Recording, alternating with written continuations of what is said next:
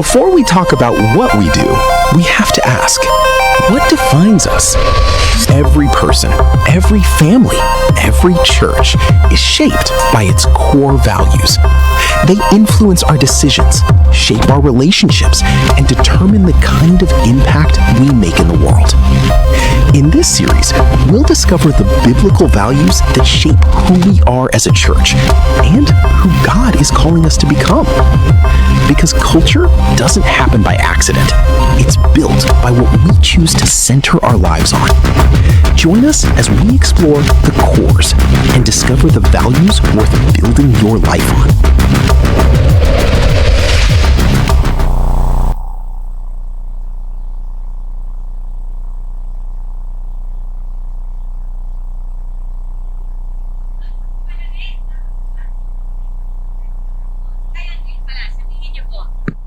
Masarap mag-noodles mamaya. Yan. Sige, sabihin niyo po.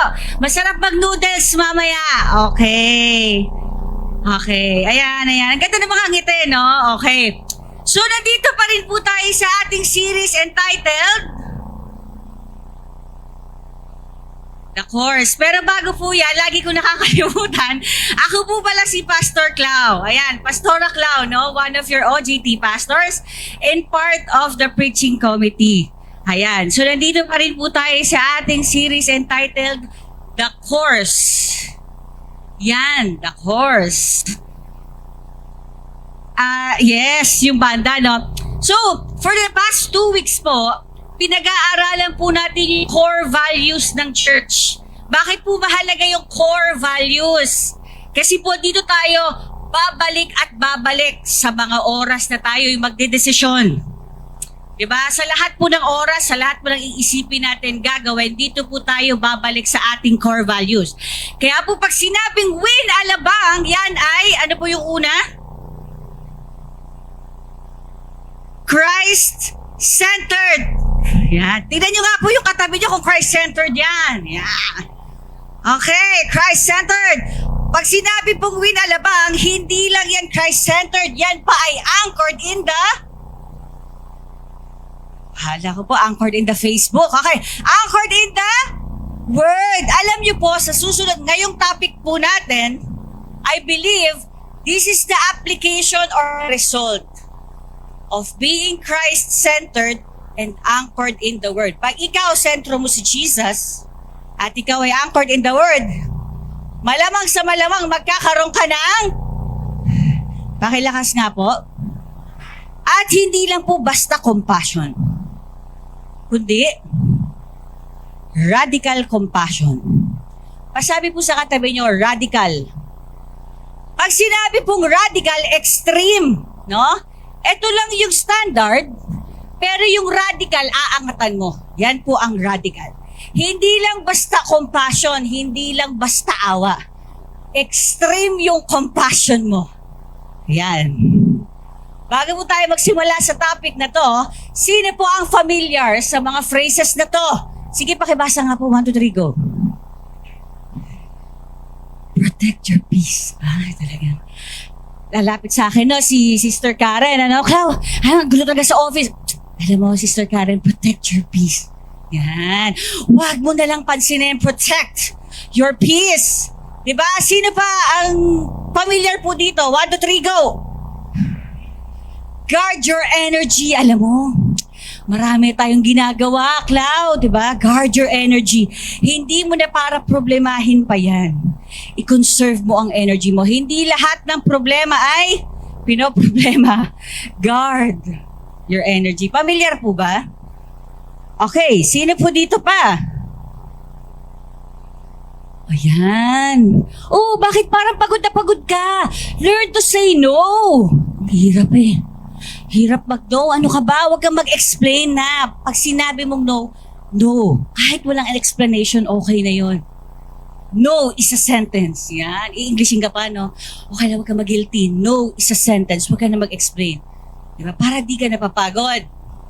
And lastly po, familiar po ito. Sige po, lakas nga po natin. Para pong natatawa, parang nagbubulunat, cut of toxic people. Okay. Cut off toxic people. Ang hirap kausap niyan, bro. Huwag mo na kausapin. Cut off mo na lang. Sa panahon po namin dati, alam mo naman talaga, slam book po kasi ang sino po ba nakarito na slam book? Ngayon po, pag hindi na kayo, kumbaga hindi na kami friends nito, parang chinismis ako Chinismis ako, tatanggalin kita, pupunitin kita ngayon sa slam book. Hindi ko po alam kung paano kayo nagka-cut off ng toxic people dati, pero sa amin po ganon. Sorry, pero hindi ka na parte ng slam book ko. Yan. So lahat po ito, protect your peace, conserve your energy. Diba? Learn to say no, cut off mo na yan. Hindi naman deserve yan ng time mo. Hindi naman deserve yan ng energy mo. Lahat po ito ay pertaining to one thing. Ano po yun? Sa tingin nyo? Boundaries. Lagi kaya ng boundaries. Hindi man lahat ng problema eh. Inibus yung tao. Ilang weeks mo na yung kinakausap, hindi mo nagbabago. Hayaan mo na yan. Hindi ka ba, wala ka nakukuha ang benepisyo dyan. Boundaries lang. Hayaan mo na. Protect your peace. Huwag mo na problemahin. Ganun lang kadali. Ang mundo po sa atin, ngayon, tinuturo, pag toxic ka, pag yan ay walang benepisyo sa akin, cut off. There's no wasting of time. No? Kasi marami na rin akong ginagawa. Hindi na ako para problemahin pa kita. And you know what? Church, somehow, it is wise and necessary. Tama po ba? Hindi ko kasi, tama naman may pamilya din ako. May calling din ako sa Lord. Hindi ko para problemahin naman lahat. Tama po yun, di ba? Parang may wisdom naman siya. At the same time, meron po tayong naririnig sa Bible to love our neighbor. Amen po ba? And in loving our neighbor, alam po natin mahirap yun. Bro, available ka ba ngayon? Yung alam mo yung nagpe-pray ka, may problema ka din, tatawag. Brother, samahan mo ko dito, kailangan ko na tulong. Wait lang. May problema din ako eh. Ano ba yun? Boundaries lang kasi may problema din ako, bro. Kaya sis, lagi naman tayo nag-meet weekly. Boundaries lang. But we hear another call to love our neighbor. At alam po natin, when we love our neighbor, it will require us time. Ano pa po? Effort, money, sis, last na talaga to. Babayaran ko, 5K lang. Pautang muna, babayaran ko next week sa sahod. Saan talagang, Lord, paano ba to? Nangangailangan lang. Magsiset ba ako ng boundaries? Now, we ask the question, do we set boundaries? Or do we help those in need? Ba po? Kasi, kailangan mo ng pera, pero kami kailangan namin ng pera eh. Hindi ko kaya. So, kahit nakikita kitang nangangailangan dyan, may kailangan din kami. So, ano lang. Tama po ba? Parang galit na po kayo. Ang title po ng ating topic for today is palakas nga po. The Boundary Breaker. Today po, we're gonna look at a story where Jesus will tell us or teach us about truly loving our neighbor up to the extent of crossing all boundaries. Yung passage po natin will be coming from Luke. At ang author po niyan ay si Luke. Okay, siya po ay isang physician, companion ni Paul, at ang audience niya po dito sa book na to ay si Theophilus, tsaka yung mga Gentile believers. Si Theophilus po, isa po siyang kilalang nilalang. Na-curious siya about Jesus. Gusto niya malaman, sino ba yung Jesus na yan? So ito po si Luke, susulat niya, ang aim niya, kailangan kong makasulat ng libro, account ni Jesus na reliable. Reliable so that readers can be certain that He is the compassionate Savior. Yun po ang goal niya. Kailangan kong isulat yung kwento ni Jesus. Amen. And bago ko po basahin yung passage, pray po muna tayo, no? God, we thank you for this wonderful day. Thank you, Lord, that we have the opportunity to hear your message. Oh God, bring a miracle today. A miracle to change our hearts. Speak to our hearts, Panginoon. Lord, be highlighted in this place. Be glorified in this place. In Jesus' name. Amen. Sige po. Basahin po natin from Luke 10, 25 to 37. Pag nag-pause po ako, kayo po yung magbasa. Okay.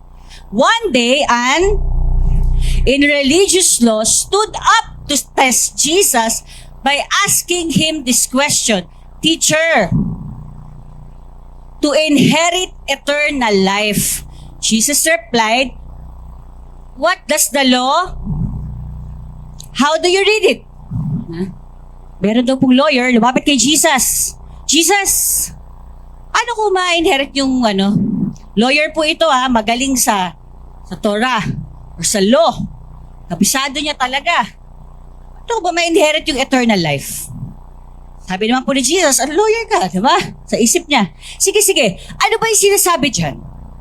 Ang sabi niya po, the man answered, you must love the Lord with all your,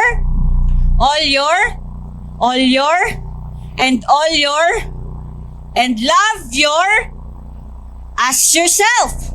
Sabi po ni Jesus, right! Ang galing! Kabisadong-kabisado! Di ba? Ang sabi niya po, do this and you will live.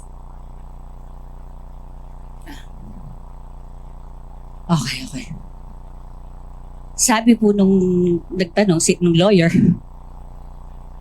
the man who wanted to justify his actions, so he asked Jesus, ano daw po tanong niya? Teka, who is my neighbor? Okay. Tinanong niya po, ano ba yung nakasulat? Love the Lord, love your neighbor as yourself. Ito po yung tinanong niya, who is my neighbor? Okay. Hindi po dahil sa hindi niya alam, pero ang intensyon niya po dito is to know the minimum requirement. Okay.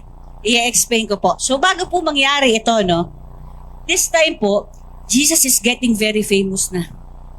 Sikat na po siya. Kaya yung mga tao, yung mga Sadducees, Pharisees, pinipilit siyang ibaba. Tinitest siya. Galing daw tong Jesus na to Tanungin ko nga to kasi magaling din ako sa law Yun po yung goal nila. So opposition is increasing. At bago po mangyari to, Jesus already sent 72 disciples to continue His work. Bago mangyari po itong tanungan na to, sinend niya yung mga disciples na yan, sige, mag-share kayo ng gospel. Ipa-receive niyo yung mga tao. At nag-receive naman po yung mga tao. Tapos nag-pray po si Jesus. Sabi niya, thank you Lord, thank you God. Nire-reveal mo yung sarili mo sa mga inosenteng taong uhaw sa'yo. Hindi sa mga taong feeling nila righteous sila. Merong mga Sadducees talaga na mataas yung tingin nila sa sarili nila Ito pong mga lawyers na to, na nagtatanong kay Jesus, actually, sila po yung mga tapat sila sa paggawa ng utos ng Diyos. Kailangan tayo sa law. Kung ano sinabi, sunod tayo. Very po sila doon. So nung nasabi po ni Jesus, ano po sinasabi ng law? Love God, love others. Love your neighbor as yourself. Teka, sino ba yung neighbor na yan? Ang intensyon niya po, ano bang minimum requirement dyan para lang magawa ko yan? Kasi kailangan ko lang naman magawa yan Hindi ako para lumampas. Okay, example po para mas maintindihan natin. Clau, anong passing grade? 75. Balita ko po yung asawa ko. Ano po bang pinakamataas na grade doon? Nakalimutan ko na naman. Okay. Pag sinabi po ng teacher, sige, basta maka 75 ka lang, okay ka na. Pasado ka na. Makakapunta ka na. Grade 2. College. So dito po, yung lawyer, ang point niya lang, kailangan ko lang naman masunod yan Sige, sino ba yung neighbor na tinutukoy mo? So sinabi mo neighbor, kapareha mo, kalapit mo. Diba? Para lang magawa ko yan, sino ba yan? Diba? Kasi ayoko lumampas Ang kailangan ko lang naman, masunod ko lang yan. Yun po yung intensyon ng lawyer. May nagigets po ba? For example, sa bigayan, sa school, no, sa opisina. Mag-ambagan tayo sa boss. Di ba? Mag-ambagan tayo kay boss. Cake, 1,000. Grabe, mahal. 500! Sige, 500 na lang. Uy, wala naman ako ngayon. Magkano ba yung pinakamaliit na pwede? 20. Oh, sige. Tapos masasabi ka na, okay ka na, nag-ambag yan. Yan.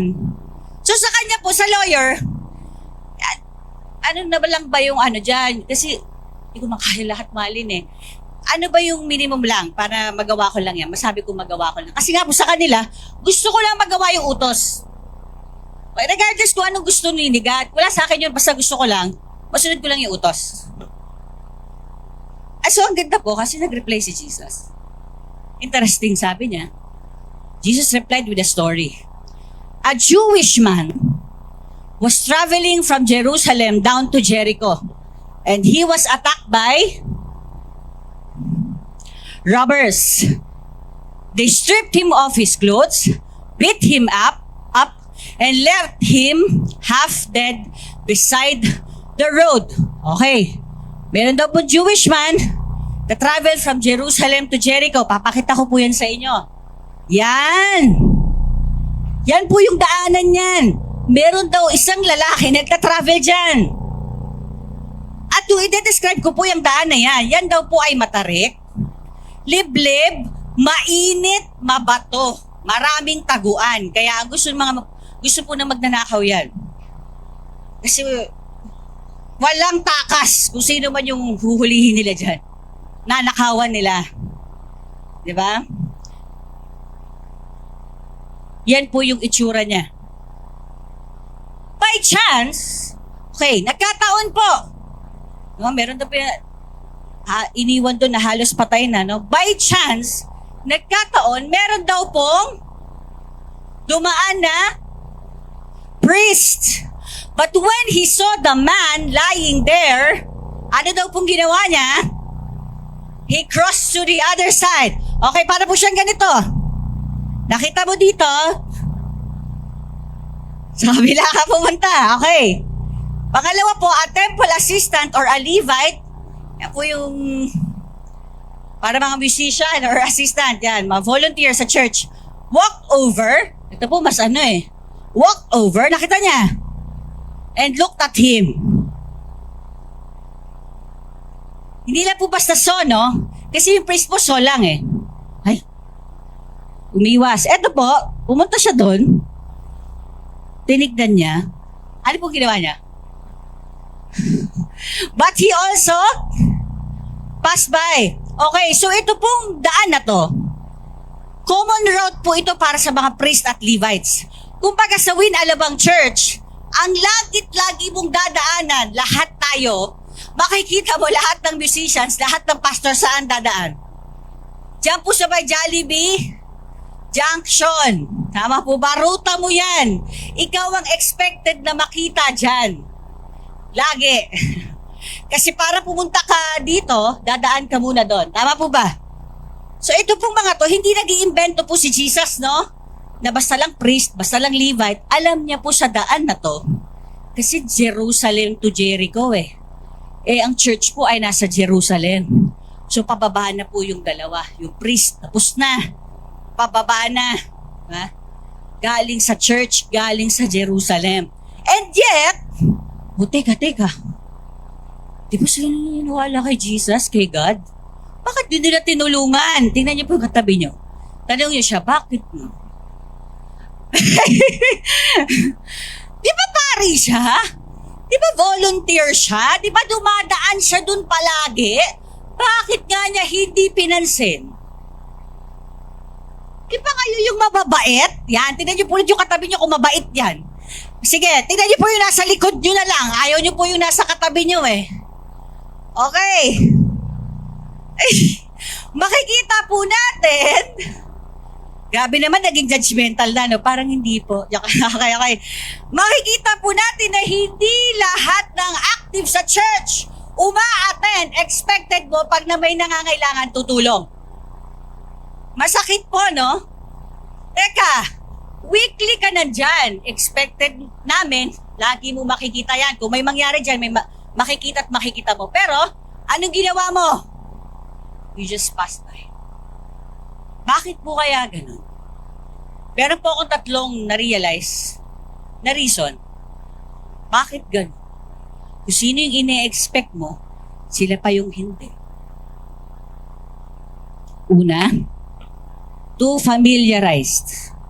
Pangalawa, too busy. Pangatlo, too detached. Ano po yung una? Too familiarized. Okay. Sis, ba? May nangangailangan po eh. Nakita natin, no? Kitang-kita ng dalawang mata natin, nadaanan natin. Too familiarized. Nakita ko na to. Oo, marami na rin ako nagawa sa church. Sa totoo lang. Hindi na mabilang lahat ng sakripisyo ko. Iba naman. Bigyan naman natin ng puntos yung iba sa heaven. Ha? Too familiar na, no? Naku, umulit-ulit na tong ganito sitwasyon. Bigay na naman ako. Siguro iba naman. Okay? Pangalawa, too busy. Sino po dito ang busy? Taas ang kamay. Ayaw nyo na po tuloy magtaas. Okay. Nakita mo, yung sister mo, walang pumapansin, yung brother mo, walang pumapansin, alam mong nalulungkot, ikaw lang yung nakadaan sa kanya, no? Ikaw lang nakadaan. Lord, dami ko pang gagawin. Oo. Ang haba magwento nito eh. 10 minutes introduction pa lang eh, Lord. Wag mo na ngayon. Marami pa akong gagawin. Di ba? Too busy to be interrupted. Hindi mo pwedeng ma-interrupt, ma-istorbo. Masyado nang maraming ginagawa. Lord, sorry, may pamilya pa akong binubuhay eh. Saka na lang. Kahit na nakikita mo na ikaw lang yung nakakita nun. Lord, next time. Kasi talagang busy talaga. Pangatlo, too detached. Alam mo sa sarili mo kung anong dapat mong gawin. Pero, okay lang. Okay lang. Hindi naman siguro ako maano sa langit. Oh. Safe pa rin naman ako. Now, mga kapatid, nakaka-relate po ba tayo dito? Have become one of these people. No? When we encounter someone in need, doon po natin marirealize na many know what is right, but not all are willing to do what is right. Alam ko naman eh. Alam ko naman dapat tulungan. O go, tulungan mo. Hindi lang ngayon. Marami pong nakakaalam sa atin eh.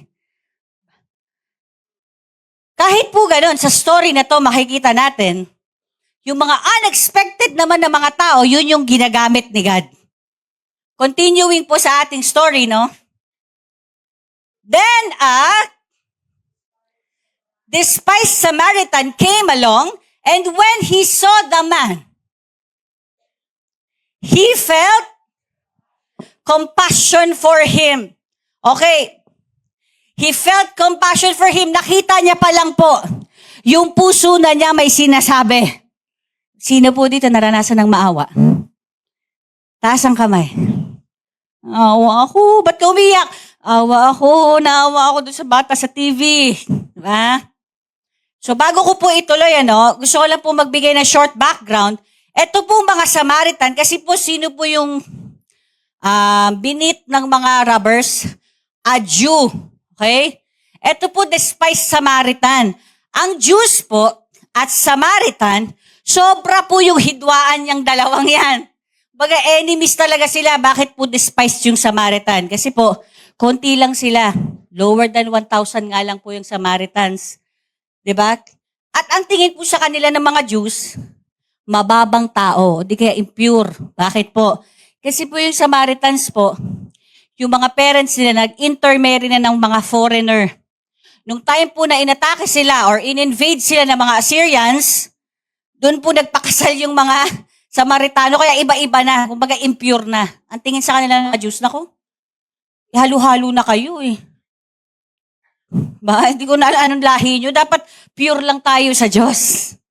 Ba? At aside from that po, magkaiba sila ng way of worship. So in short, matindi po yung hidwaan. Pag sinabi mong Jews at Samaritan, tutulungan ba nila isa't isa? Parang hindi po, no? We will not expect from the Samaritan. But, he didn't pass by. He felt, ano po yung naramdaman niya? Mga kapatid, yung compassion po dyan mas malalim. Ang ibig sabihin yun, po niyan, splank nizomai. Yan. Splank nizomai na ang ibig sabihin po ay inward parts or bowels.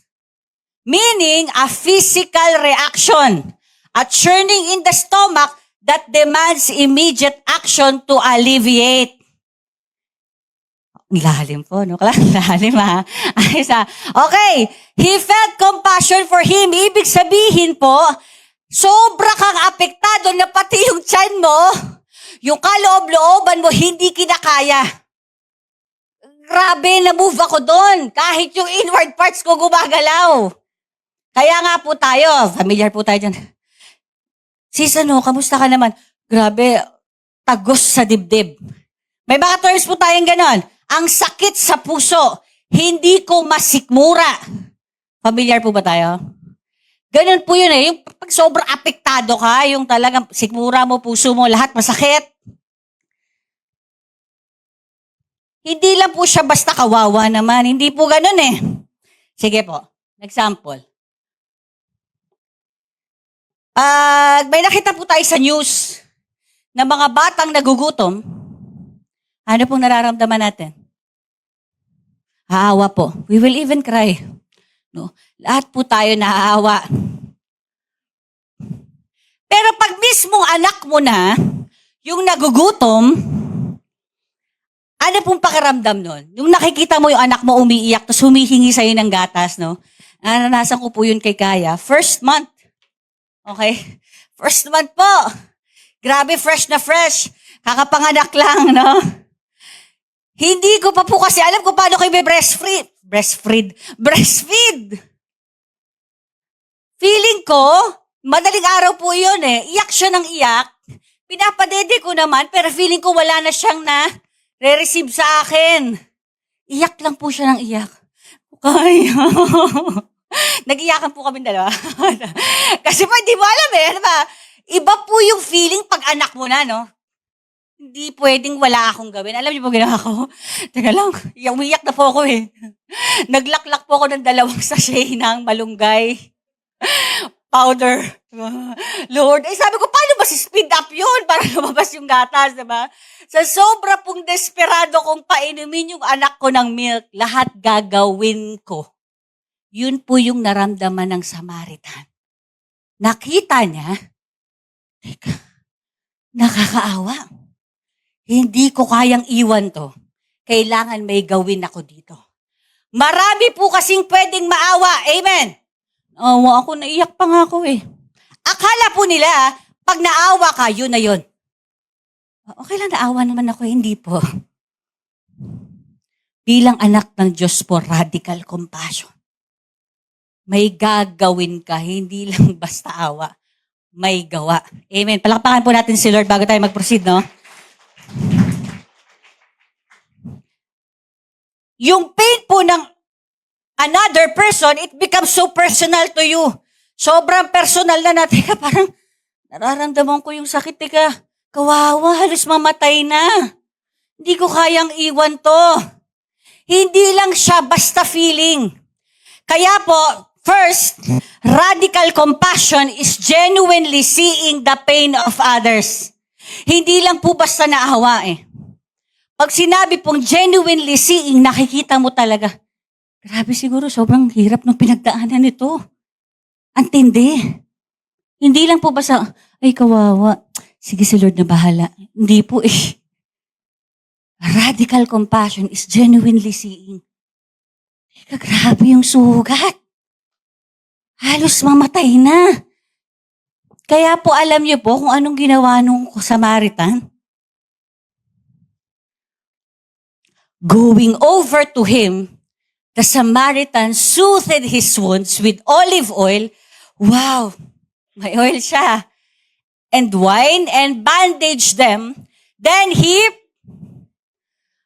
put the man on his own donkey and took him to an inn where he took care of him. Okay. Kaya po nung nakita niya, hindi lang basta feeling, nakakaawa. Hindi po. Nakakaawa, hindi ko kayang iwan to. Pumunta siya doon sa Jew. Ang daming boundaries noon. Marami kang kinocross na boundaries noon. Teka, magkaaway kayo ah. Tagal na ng hidwaan nyo, lalapitan mo. Naku, baka ano ka pa dyan? Maagrabyado ka pa dyan. Sabihin, impure ka, ba't mo ko hinahawakan, di ba? Pero going over to him, he soothed his wounds and bandaged them. No? Now, mga kapatid, ano pong sinabi natin dun sa place na sinasabi ko kanina? Sobra pong init. Matarik. Desert po kasi yun sa desert. So, para ikaw ay may mag-band-aid dun. Ay, band-aid. Lalagyan ng alcohol. Teka lang. Ang init. Diba? Naranasan nyo na po ba yun? Yung parang, sige, gato na lang. Bro, tutulungan kita. Pero pati dito lang tayo banda. Sa may lilim. Ang init eh. Masyadong mainit. Dito naman tayo, medyo padaliin mo naman sa akin ng konti. Tutulungan kita, pero okay lang ba dito tayo? Ito pong Samaritan na to, sa kainit-initan ng panahon, doon siya Tagalog po niyan, nagpagamot-gamot doon sa Jewish man ng mga sugat. Wow!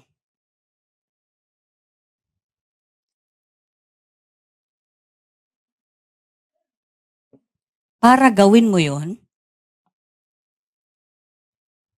sa taong iba sa'yo, init-init, baka may lakad ka pa, no? Iba po yung compassion na yun. Dito po natin makikita, compassion is not complete without action. Hindi po sapat na aawa. Marami pong pwedeng maawa. Bilang Kristiyano po, tayo po hindi lang basta awa, meron po talagang gawa. At pangalawa po, na dapat natin matutunan sa radical compassion. Radical compassion is acting to other people's immediate needs. Church, nandito pa po ba kayo? Radical compassion is acting to other people's immediate needs. Teka sis, wag mo muna pag-pray, mag-receive. Nabisa po kasi tayo. Sige. Kailangan ko na kasi makahabol ng win group members eh. Sige na, receive the Lord. Pero wait lang po may kailangan yung tao, no? Doon po muna tayo sa immediate needs. No. Kasi po even si Jesus yun yung ginawa niya. Nagugutom yung mga tao, pakainin natin. May sakit yung tao, pagalingin muna natin. Hindi po siya para, receive the Lord and I will heal you. Hindi po ganun eh. Doon po siya sa anong kailangan mo. Sige. How many times po sa atin, either naawa lang tayo, tapos wala tayong ginawa. Or di kaya may gagawin man tayo, pero dapat convenient pa rin sa atin. Yung radical compassion po, it's acting to other people's immediate needs. Bro, anong kailangan mo? Kailangan ko lang po na makikinig. Sige, makikinig ako. Bro, wala kang kailangan patunayan. Sige lang, makikinig ako. Yun lang po yun no? Minsan po sa atin, nalilimot natin Atake lang po tayo agad. No? Alam niyo po ba, hindi pa po tapos yung ginawa nung Samaritan. Hindi niya lang po basta pinagaling yung mga sugat, dinala niya pa sa inn. No? The next day, he handed the innkeeper 2 silver coins. Binayaran niya po. Telling him, take care of this man. If his bill runs higher than this, I'll pay you the next time I'm here. Miss, okay. Meron ako kasing dito, no? Babayaran kita.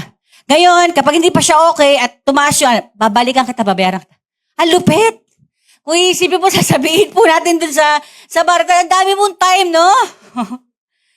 Masyado na kami busy para dyan. Kumbaga, naagrabyado mo na ako, sa initan, okay na siguro, natulungan naman na kita eh. Tama po ba? Okay na siguro. Nabigyan naman na kita ng pera eh. Okay na. Yung radical compassion po kasi iba. Talagang you go way and beyond. Okay na ba to? Naawa ako kailangan tulungan ko. Dito po natin makikita. Radical compassion is walking with people towards healing and restoration. Ang lupit, no? Tinulungan mo na, Clau, okay na siguro. Hindi. Okay na ba talaga siya para iwan ko? Gusto kong masiguradong okay siya. Nga po, yung iba nga po madalas sa atin, di ba? Konti pa lang yung ginagawa eh. Pipicturan mo na agad eh. Natulungan ko to. Praise God. Ha? Ito po, okay na sana eh. Pero yung para kausapin mo pa, pakialagaan to ha. Pag tumaas, babayaran ko. Kailangan kong malaman talaga na okay siya bago ko siya iwan. Wow. Grabe, niisip ko nga po, sabi ko, ano kaya meron sa heart nitong Samaritan na to, no? Dami niyang time, pero alam niyo po, na-realize ko, wala sa isip niya yung sarili niya eh. Ang nasa isip niya, sino po? Yung nangangailangan. Wala sa akin kung mainitan ako. Wala sa akin yung pera na magagastos ko. Wala na yung para boundaries, para. Dito po i-reveal ko. Sa tingin niyo po, ano yung the boundary breaker? Yung ang dami yung pagkakaiba, pwedeng hindi mo na gawin. Pero ginagawa mo pa, hinihigitan mo pa. Ano po kaya yun, no? May narinig na po akong tamang sagot. Love. Pagmahal po natin ng isang tao, pag meron tayong pagmamahal sa puso, hindi po natin naiisip kung anong nawawala sa atin. Mahal ko yung anak ko, okay lang. Mahal ko yung magulang ko, okay lang. Uy, sobra-sobra na yata, nalalamangan ka na. Hindi, okay lang. Mahal ko yan, ganyan ko sila kamahal. Okay lang sa akin. Yun po yun eh. Hindi po siya para pag may nakita ka nangangailangan, teka, deserve niya ba? Mapapalitan ba to ng blessing? May mabibigay ba siya sa akin? Hindi po siya para ganun eh, mag-count ka. May babalik kaya sa akin? Hindi po eh. Pag meron ka pagmamahal sa puso mo. Kaya po no wonder si Jesus. Yun po yung sagot niya sa lawyer. Sige, ano ba? Ano ba yung nakalagay sa Bible? Love your God, taka love your neighbor as yourself. Tama. Pag meron kang pagmamahal, hindi mo na maiisip yung mga bagay-bagay na nawawala sa'yo. Kusa siyang dumadaan. Kusa siyang dumadating. Kusa mo siyang ginagawa. Wala sa akin yun. Wala sa akin yun. No problem kung lumagpas ako. Kaya po yung lawyer, no, sa kanya, ano ba yung pwede kong magawa lang para masunod lang yan? Hindi po eh, yung love po, kahit lumagpas ako, okay lang. Go ako, bibigay ko yan lahat-lahat. Kasi mahal ko yan. Ngayon, tingnan niyo po yung katabi niyo. Tanungin niyo siya, ano yung pinaka-extreme na nagawa mo para sa pag-ibig? Yan, talaga. Talaga naman, talaga nagnunumbalik. Yan. Binili ko ang apoy at buwan. Wow. Okay. Talaga po, di ba, pag may pag-ibig ka, ay talaga nag-reminisce sila. Okay. Nag-reminisce sila. Sa totoo lang, nagkakwentuhan. Wait na po, wala pa pong wind groups. Okay. So sa love po, di ba? Love is the boundary breaker. Why? Church, listen. Love breaks all bounds because compassion refuses to stay within comfortable limits. Napakadali po, church, na mag-serve sa church every Sunday. Naka-aircon ka, babait ng tao sa paligid mo. Napakadali po. Pero kamusta ka sa ibang tao?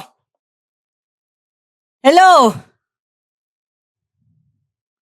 Kaya po napakahalaga na yung compassion nasa sayo siya. As a core value sa atin po as a church, hindi po tayo para makilala lang. Ang ganda ng praise and worship niyan. Ang ganda ng preacher niyan, hindi po nakatingin doon. Sigad lang.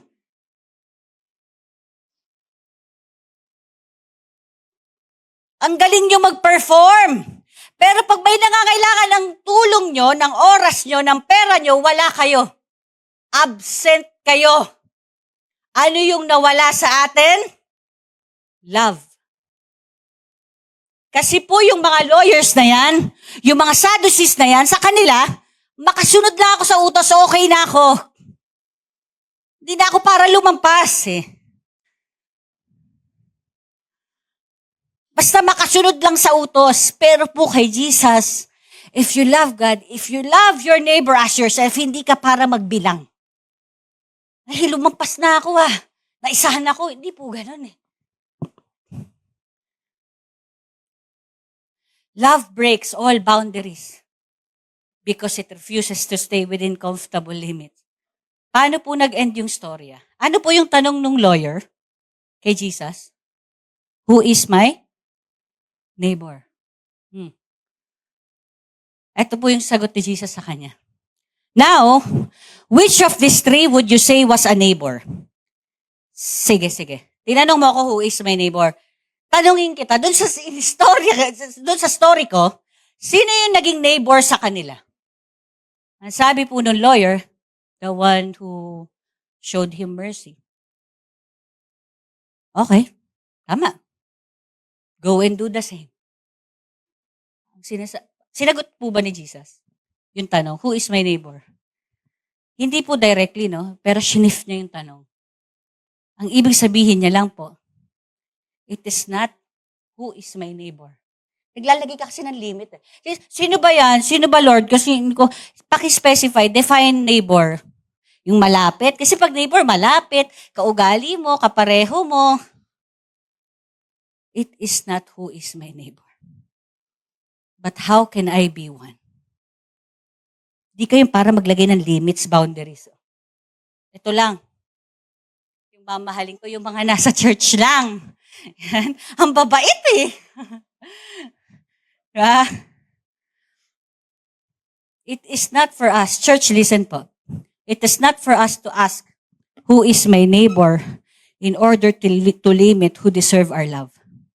But how can we be a neighbor to the people around us, regardless of their race, their beliefs, their background? Listen po. Sa mundo po, na tinuturuan tayong wag natin i-involve yung sarili natin sa gulo. Protect your peace. Naku, ganda-ganda na pangalan mo. Baka masira pa yung pangalan mo dyan. Wag mo nang tulungan. Sinasabi ko sa iyo, sis, sayang ang effort sa lahat. Sa mundo po na sinasabi na guard your peace, guard your energy, wag mo nang pagtuunan ng pansin yan, magugulo pa yan yung buhay mo. Tayo po bilang anak ng Diyos, we go out and step forward in love when we see a person in need. At alam niyo po kung sinong best example nito? Si Jesus. When we were utterly helpless, He died for us. Imagine na lang po natin, no? Kung si Jesus naglagay ng criteria, limit ko lang sa mga every Sunday nasa church. Ililimit ko lang yung pagmamahal ko sa mga church members na nasa ministry. Nagdi-disciple, yun lang makakatanggap ng pag-ibig ko. Naku po! Naku Lord! Wag naman Lord, kasi pagkaalala ko, wala ako last time eh. Ang sakit po noon, no? Kung si Jesus, naglagay siya ng limit. At ito po talaga yung goal ni Luke. Mapakita sa kanila. Si Jesus yung compassionate Savior, no? Wala siyang pinili. Mapa-Gentile, mapa-Jew. Kung sino ka man, mahal ka niya. He loves you. But He would die for you. Kaya mga kapatid, patapos na po ako, no? I pray po sa ating lahat na magkaroon po tayo ng malasakit. Pakialam sa kapwa. Kasi po yung mga lawyers, focus lang nila kay God lang. Sige, sinusunod ko naman yung utos ni God. Okay naman ako sa kanya, yung standing ko. Pero pagdating sa neighbor ko, wag na siguro. Kahit minimum lang.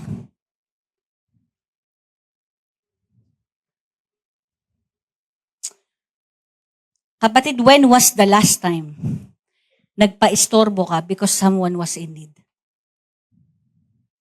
When was the last time naka-encounter ka ng inconvenience dahil may taong nangangailangan. Kailan yung time? Last time, naapektuhan ka ng sobra na may ginawa ka para sa kapwa mo. Kailan yun? Kasi church, kung wala po ito as our core value, then we're missing a lot in our church. Okay naman kami kay God. Weekly naman may worship service eh. Weekly naman may win group. Okay naman kami. Baka po nanlamig na yung puso natin, ano? Wala nang nararamdaman. Kahit nakikita mo na nangangailangan, okay lang?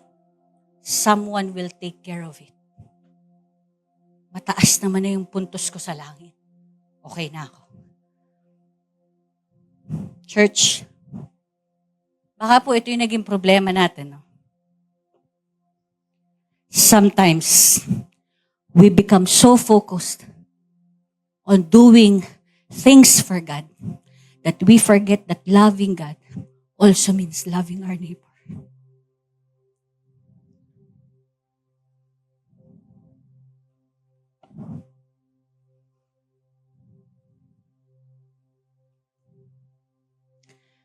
Kamusta po ba tayo ngayon towards other people? Ang ibig ko sabihin po, hindi po yung katabi nyo, no? O hindi yung mga mababait na tao sa paligid mo. What I mean is yung tao sa bahay. Kamusta yung pasensya mo sa kanila? Tao sa opisina, boss na masungit, katrabahong slow. Sa mga kaaway po nating walang tigil tayong pinaparinggan. Kamusta po tayo sa kanila? Sa parking, gasoline boy, kamusta po tayo sa kanila? Ito na naman itong mga to. Pwesto na naman sa kotse ko. Hihingi na naman ng barya. Kamusta po tayo? Kamusta po tayo sa mga taong iniiwasan ng lahat ng tao? Same din po ba tayo? Ay, iniiwasan niya ng lahat eh. Wala na yung pag-asa. Yaan mo na yan. Di tagay magbabago. Same lang po ba? Same din po yung treatment natin bilang Kristiyano. Kamusta po tayo sa mga cashier na nagsungit sa atin dahil pagod siya? Ate, dami ko pang gagawin, napakibilisan. Pero pag sa church, napakabait mo, no?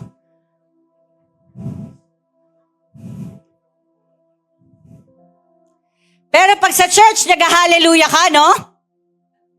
Pero pag sa labas, yung mga taong iniiwasan, yung mga taong nakakababa sa'yo o nakakataas sa'yo, iba yung treatment mo.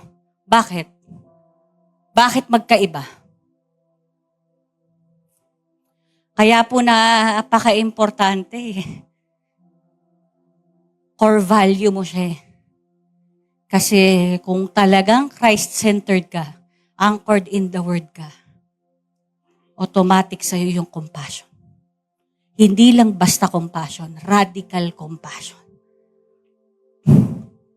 And before I end, may kukwento po ako, no? I know a man. He is prominent. Kilala po siya. Napakataas niya. Dami pong sinasabi sa kanya ng mga tao. And he is very humble. May time po, daming tao nakapaligid sa kanya. Gutom na gutom yung mga tao. Maggagabi na. Sinasabi po ng mga kaibigan niya sa kanya, "Uy, gagabi na. Pauwiin mo na yan. Munang pakainin yan." Alam niyo po yung lalaking yun? Di niya po tinaboy, pinakain niya po yun lahat. Meron pa po. Grabe po itong lalaking to. Meron pa po. Even tax collectors, kinakaibigan niya. Na tayo, kinakamuhian natin, di ba? Pero siya, pupunta pa siya sa bahay nun. Alupit, no? Bakit? Nanakaw yan eh. Marami pong storya siya eh. Meron pang babae po. Sa balon. Minute niya sa balon. Ang init-init. Nakipagkwentuhan siya. Nakinig lang siya. Anong kailangan mo? Gusto mo ba nun? inofera niya po ng salvation. Meron pa po, yung mga tao, nahuli yung babaeng to. Daming lalaki, nagloko sa asawa. Sabi ng mga taong magagaling, righteous. Sabi, nahuli namin to, nagloko sa asawa. Nung gagawin natin dyan, mali yun. I-condemn yan. Ikaw, anong gagawin mo dyan? Nagloko, mali yun. Ang ginawa po ng lalaking to, sulat siya sa sahig. Sige, kung sino yung hindi nagkakasala sa inyo, magstay. Yung mga magagaling po, unti-unti silang umalis. And I know you know this man.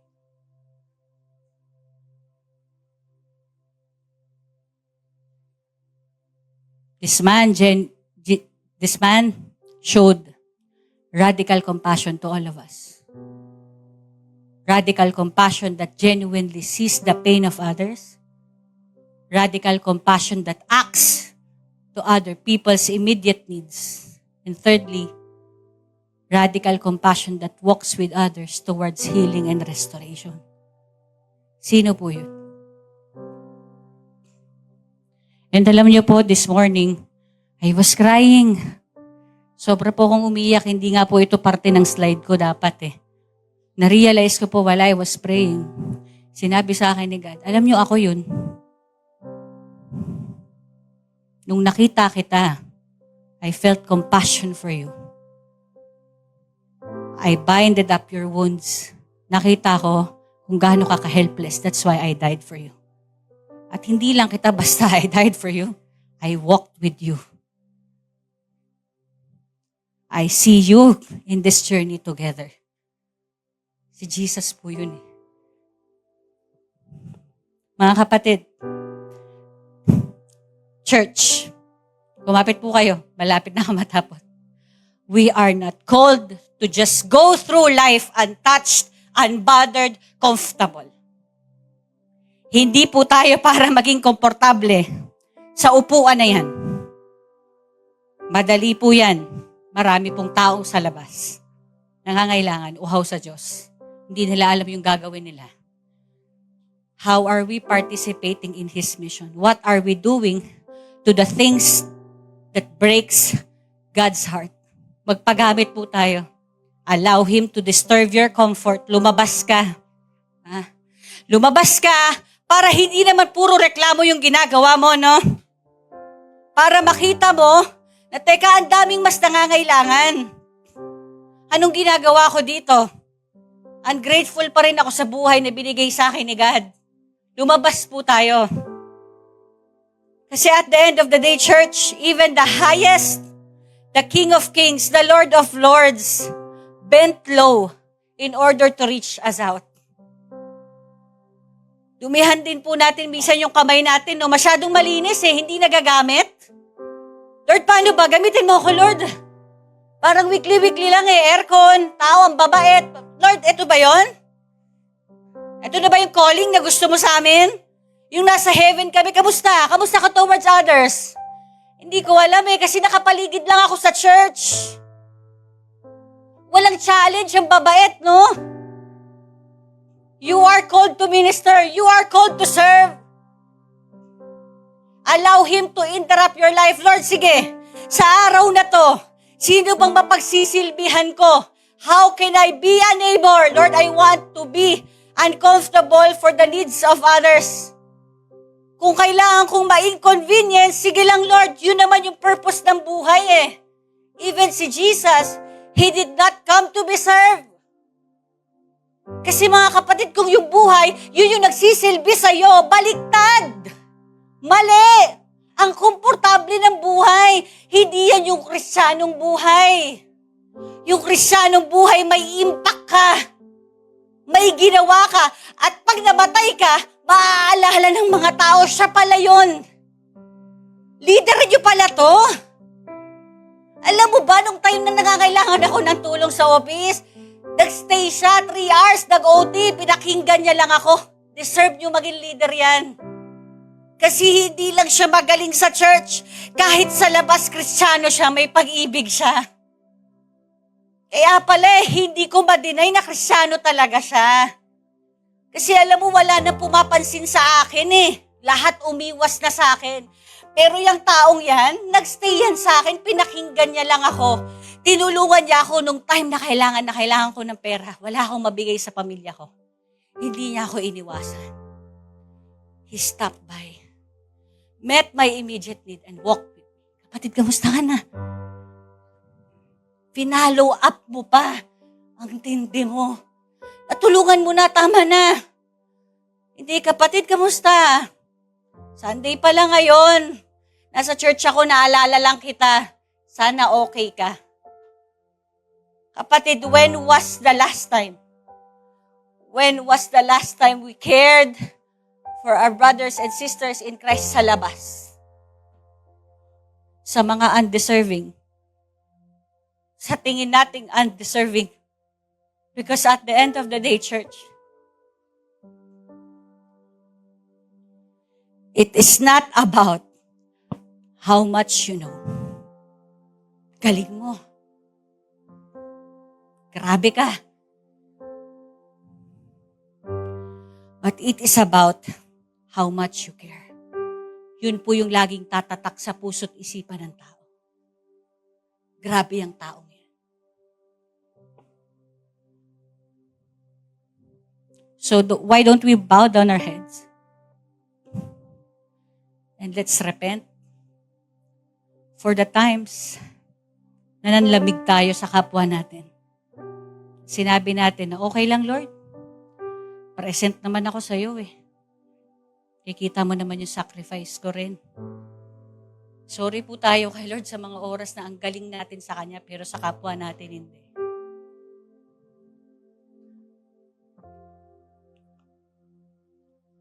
Take this time. Just talk to the Lord and let Him minister to you. Sino ba yun? Sino ba yung mga taong iniiwas-iwasan mo? Ayaw mong pansinin. Ayaw mong effort. Tinatamad kang kausapin.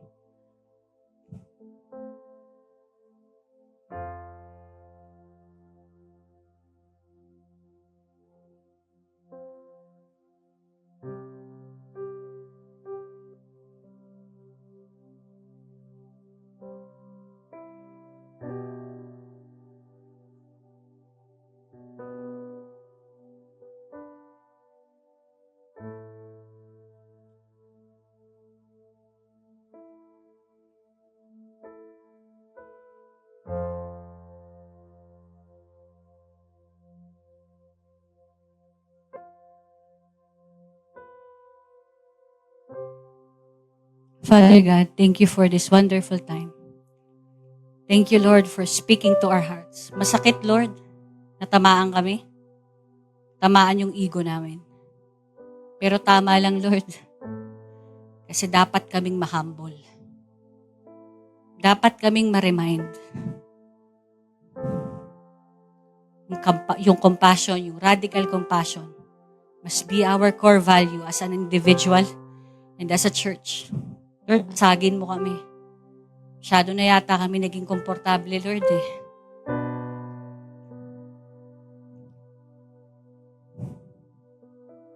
Paalala niyo po ulit sa amin kung paano ka naging nung nandito ka sa earth. You served, you healed, you talked to people, you sat with sinners, you loved us more than anyone else. You believed in us sa mga oras na dinideny ka namin. Na halos akusahan ka namin, yet you love us still. Sana, Lord, kami rin ganun. Sana ma-acquire din po namin yung character mo na may awa, may malasakit sa kapwa. Salamat po sa araw na to. To you be the glory, the honor and praise. In Jesus' name. Amen. God bless you all po. Sana hindi po kayo magalit sa akin. God bless po.